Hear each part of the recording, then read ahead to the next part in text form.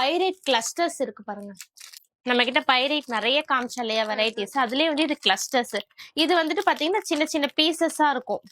So இது வந்து என்ன பண்ணுவாங்க கஸ்டமர்ஸ்னா, ஒரு ஒரு வீட்ல ஒரு பீஸ் வீட்ல வச்சுப்பாங்க, ஒரு பீஸ் பேக்ல, ஒரு பீஸ் ஏதாவது பாக்ஸ்ல வச்சு கள்ளப்பெட்டியில வச்சு யூஸ் பண்ணிக்கலாம். இதெல்லாம் வந்து கையிலேயே வச்சிருக்கிறதுக்கு வந்து ஈஸியா இருக்கும். இப்போ பெரிய பெரிய திங்ஸ் எடுத்தா நம்மளால வந்துட்டு ரெகுலரா கேரி பண்ண முடியாது. சோ இது வந்துட்டு ஈஸியா கேரி பண்ணிக்கலாம். நெக்ஸ்ட் வந்து நம்ம பிராஸ்லெட்ஸ் பத்தி பார்க்கலாம். இப்போ இவ்வளோ நேரம் நம்ம நிறைய ஜெம்ஸ்டோன்ஸ் பத்தி பேசினோம் இல்லையா? அதுல வந்து மாலா காமிச்சோம், ஃபிகர்ஸ் ஆர் வாட்டர் எல்லாமே காமிச்சிட்டோம். இப்போ வந்து நம்ம அதுலயே வந்து பிராஸ்லெட்ஸ் இருக்கு, எக்கச்சக்கமான பிராஸ்லெட்ஸ் இருக்கு நம்ம கிட்ட. நிறைய வெரைட்டிஸ், எல்லா ஷேப்ஸ், நிறைய டிசைன்ஸ் எல்லாமே இருக்கு. இது எல்லாமே பாத்தீங்கன்னா நம்ம கிட்ட ஓனா மேனுஃபேக்சரிங் டீம் வச்சு பண்றோம் நம்ம. எஸ், ஓனா நம்மளே மேனுஃபேக்சரிங் டீம் வச்சு இதெல்லாம் பண்றோம்.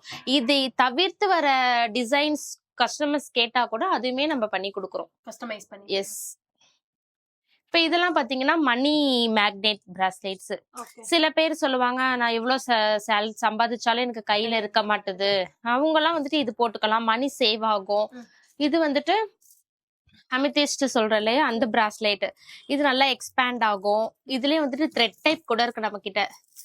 சோ இப்போ எலாஸ்டிக், சில கஸ்டமர்ஸ் எலாஸ்டிக் விரும்ப மாட்டாங்க இல்லையா, சோ அவங்க வந்துட்டு இது த்ரெட் டைப் போட்டு பண்ணிக்கலாம். இது வந்து அட்ஜஸ்ட்மெண்ட் இருக்கு நமக்கு.